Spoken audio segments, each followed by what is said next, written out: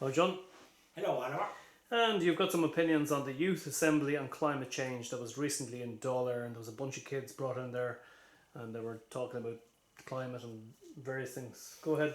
That's right, and I got great support from the Taoiseach, Mr. Vardiger, the Prime Minister, and all the Fine Gael footprints and all concerned here, there and yonder. And they were sitting in the Dáil as if which is normally a prohibited place. But this is another PR exercise supported by the out-of-touch media that were standing with the RTE. And here they were all yapping about the climate change, this agenda that they suddenly have. And you can expect, once you have that green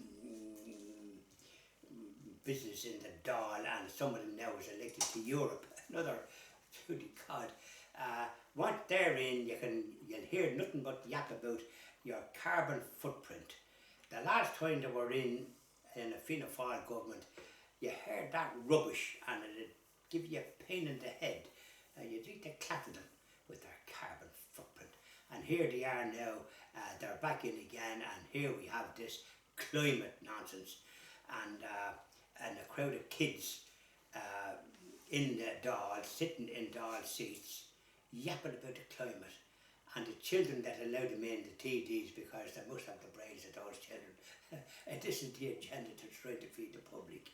It's the most fraudulent piece of PR that one ever had the misfortune to actually hear about.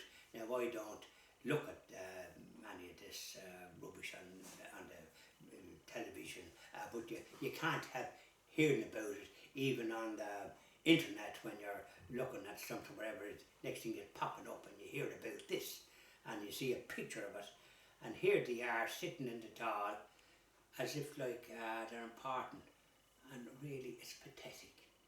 It's a symptom of a society that doesn't actually know what they're at. This is the government that we have that sees fit to build a children's hospital in the middle of the city. They might as well build it in O'Connell Street while they're at it. In James Street. Nobody would build a hospital there that had any of the interests of children or parents at heart. Only ones that have such a narrow view of things would do such a thing and build a hospital in James Street. It's a street that I avoided like the plague down the years because you can't get through it. That's Before right. any of this, there was James Street Hospital there, and I believe some of the nurses had to have guard protection because they were often mugged, robbed by the thieves knocking around. So, I mean, there's a long history that's not very good. What about the poor unfortunate parents that have children in that hospital?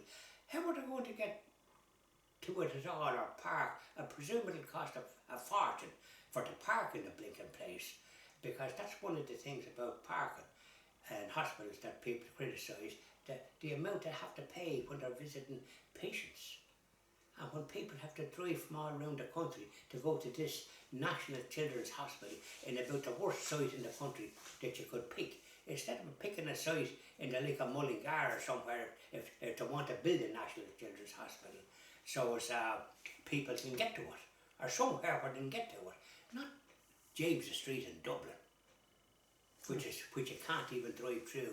You were saying earlier on, it took you damn near 3.5 hours leaving Blackrock at 3 o'clock, and you didn't get in to get towards coming towards your home in Castleknock until about 5:30 that evening. Lucan, the exit 7 on Lucan. Well, right. Well, by the time you got home, then you must have been chilling hungry. You'd be down because you were on the go, sitting in the car, and all it was doing was stalled.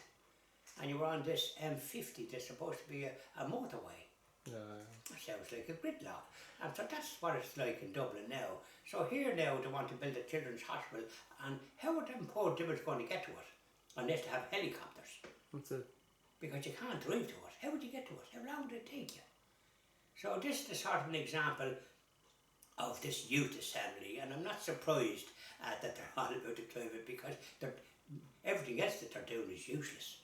So here they are now about the climate, that we know if it's cloudy it's going to rain, and if the sun comes out it's going to be sunny. That's all you need to worry about the climate. Worry about pollution rather than that. Yeah, exactly. Thank you very much, John. Thank you very much, Albert.